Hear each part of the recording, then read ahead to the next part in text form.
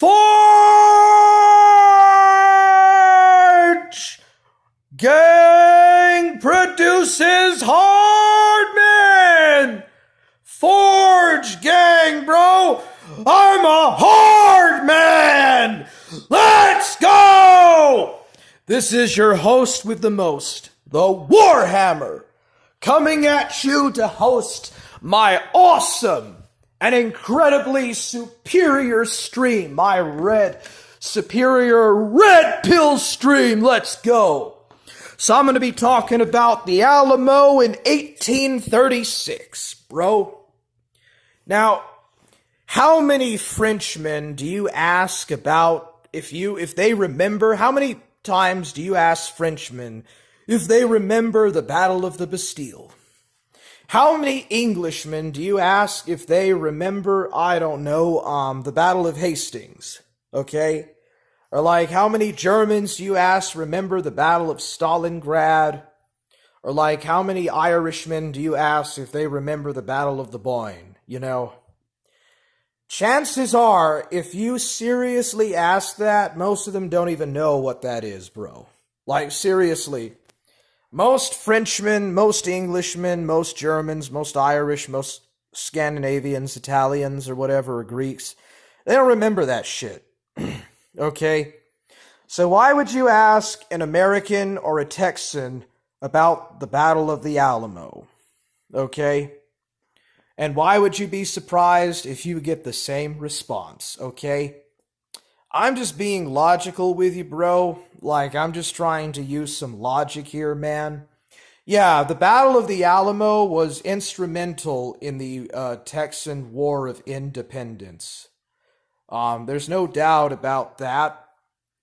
I'm not going to say that the Alamo was not important, but the Alamo is not a Protestant building. It's a Catholic cathedral.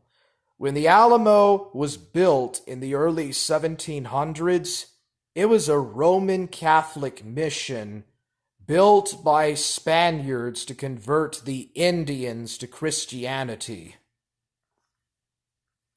How will we euthanize the normies, Warhammer? We'll find a way, bro. We'll find a way. There is the technology out there, bro, to do it. But dude, we gotta take back this country for high IQ men and women too. Like, you know, the so-called drunken surfer, the so-called normies are the trannies and the gays and the sinners, bro.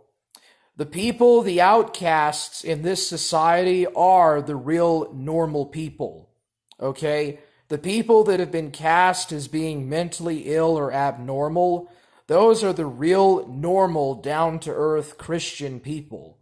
The people that are branded as normies in 2022 in the past would have been considered weirdos and idiots, closeted homosexuals, and all sorts of other scum. You know, that's what I mean when I talk about the normies. Do you see how the cultural Marxists have rebranded everything? They have changed all the terms and designations around, bro, to make it the opposite of the opposite. You know, that's all I was saying, bro. But yeah, they need to be euthanized. Pretty much all normies under 100 IQ need to be euthanized, bro. It's just as simple as that. That's real good eugenics. But the Battle of the Alamo, yes, it was instrumental. You know, and I've had people pressing me about, oh, why don't you remember the war? Why don't you remember the Alamo, Warhammer? Why do you not remember the Alamo, bro? Because, bro, I wasn't alive when it happened. I was born in 1987. No one that fought at the Battle of the Alamo is alive anymore. Okay, it's like 6 generations or 7 generations ago. And so much has happened since then. And Texas wasn't even in the United States. Texas was part of Mexico. And there was Tijanos, Texans of Mexican heritage that fought on the side of the Texas rebels against the Mexicans. It was actually kind of sort of a civil war in a way, but it was mostly Protestant Anglos. It was mainly Protestant Anglos and other Europeans, other Northern Europeans that were fighting mestizos, people of mixed Spanish and Aztec ancestry, bro. But there were Tianos. There were Tianos that fought on the side of the Texans. But yes, it was a tragedy. It was horrible. But you know what, bro? Texas won that war. Texas did not lose. The Alamo was a martyrdom. It was like a stage of martyrdom. You know what? Americans lost the Battle of Bunker Hill to the British. But in spite of losing the Battle of Bunker Hill, that inspired enough Americans to continue the American Revolution. The Alamo is the same thing as Bunker Hill.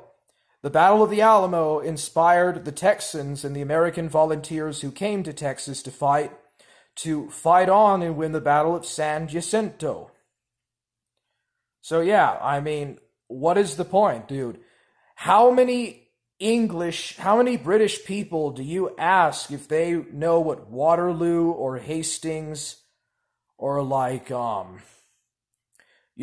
these battles, what was that called? That naval battle that happened in 1805 with Horatio Nelson. I forgot what it was called. How many British people are you going to ask if they remember about the Spanish Armada? How many English people are you going to ask if they remember the Spanish Armada?